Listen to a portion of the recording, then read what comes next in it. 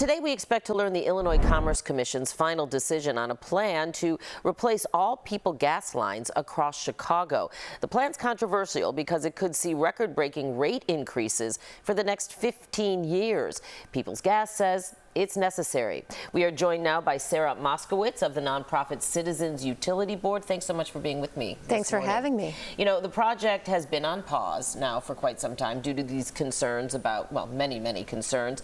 Two judges, though, signed off on it in November, saying, we think it's okay. CUB still opposes it. Why?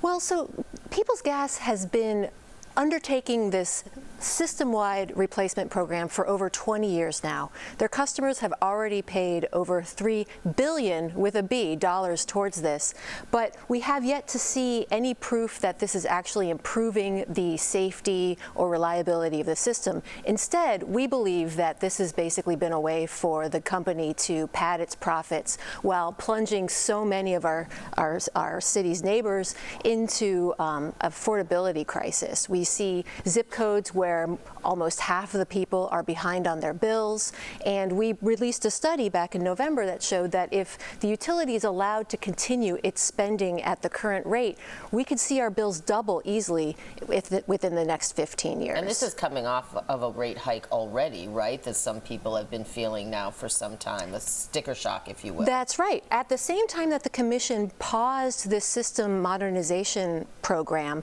they also granted People's Gas a record-breaking rate hike. So they're already getting plenty of our money. What they want is to be able to continue this unchecked spending without any oversight. To be fair to People's Gas, as I mentioned, you know, the utility says this project is necessary. Some of these lines date back to the 19th century, I think. So, you know, what is your response to that? I mean, they're saying, hey, we got to do this. If they were only replacing the lines that dated back to the 19th century, that would make sense. But the problem is this is just across the board, neighborhood by neighborhood, without regard for how old the system is or whether the line being replaced actually needs to be replaced. And so we're all for keeping the system modern and reliable, but we don't think they need to be undertaking all of these unnecessary replacements at a time when people can't afford their bills as it stands. An ally of ours released a poll last week that said that only 25% of People's Gas customers approve of how the utility is doing, and 74%